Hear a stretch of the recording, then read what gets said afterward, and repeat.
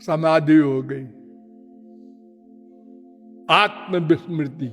अब इसके आगे है महान महत्तत्व, उसके आगे है प्रकृति। ये दो को लांघ जाए तब भगवत प्राप्ति का आनंद मिलेगा। वो बिना भगवत कृपा के कोई नहीं लांघ सकता। उसके लिए ज्ञानियों को भक्ति करनी पड़ती है। सब ज्ञानियों ने भक्ति की, सगुण साकार की, क्योंकि निर्गुण निराकार ब्रह्म कृपा नहीं करता, कुछ नहीं करता हो। ये सृष्टि भी सगुण साकार भगवान करता है और अवतार भी वही लेता है और कृपा भी वही करता है। उसी में तो गुण है सब ये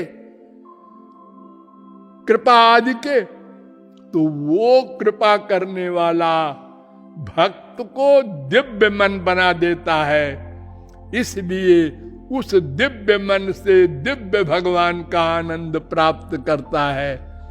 ज्ञानी को न तो मन दिव्य हो सकता है और न, ध्यान दो, महान और प्रकृति को लांघ सकता है।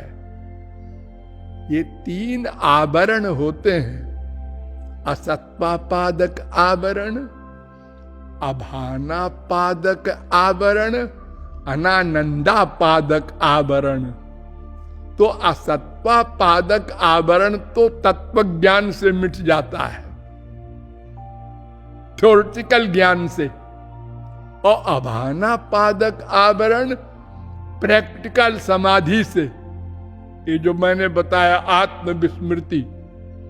लेकिन अनानंदा पादक आवरण ये भगवत कृपा से ही मिटेगा, तब ब्रह्मानंद मिलेगा ज्ञानी को। और भगवत कृपा तो श्री कृष्ण के द्वारा होगी, निराकार ब्रह्म के द्वारा नहीं। इसलिए ज्ञानी को न मोक्ष मिलेगा,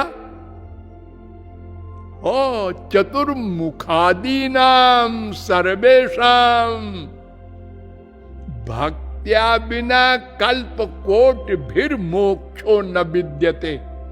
त्रिपाद विभूति नारायणोपनिषद 8:1। करोड़ों कल्प कोई ज्ञानी पच पच के मर जाए, चाहे वो ब्रह्मा शरीर का ज्ञानी हो, बिना सगुण साकार श्री कृष्ण की कृपा के मोक्ष नहीं मिलेगा। क्योंकि वो महान और प्रकृति का उल्लंघन नहीं कर सकता, अनानंदा पादक का उल्लंघन नहीं कर सकता। वो माया है, माया के लिए भगवान का चैलेंज है, मामेव ये प्रपद्यन्ते माया में ताम तरन्ति ते, गीता 7:14। अतएव ज्ञान से हमारा काम नहीं बनेगा। और फिर कलयुग योग यज्ञ नहीं ज्ञाना, कलयुग में ये ज्ञान मार्ग है ही नहीं है। यही कलिकाल न साधन दूजा, योग यज्ञ जप तप व्रत पूजा। रामचंद्र के भजन बिनु जो चाह पद निर्वाण, ज्ञानवंत अपि सो नर पशु बिनु पूछ विषान। कोई नहीं ज्ञानी जिमि थल बिनु जल रही न सकाई, कोटि भांति को करई उपाई। तथा मोक्ष सुख सुनु खगराई, रही न सकई हरि भगति बिहाई। तो ये ज्ञानी लोग कहते 60, ओ इतना गुस्सा तुलसीदास जी महाराज का। वो 60 है ज्ञानी, 60 सठ माने बहुत नीच आदमी।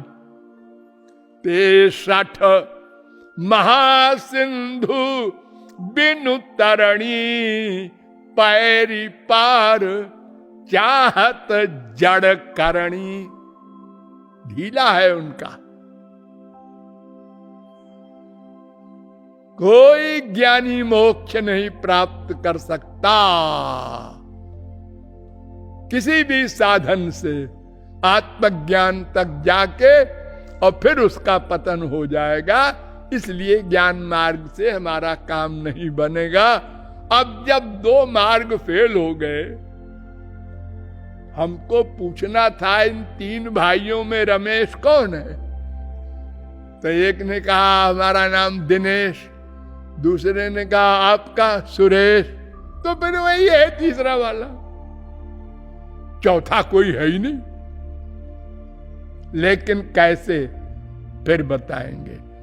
बोलिए लाडली लाल की।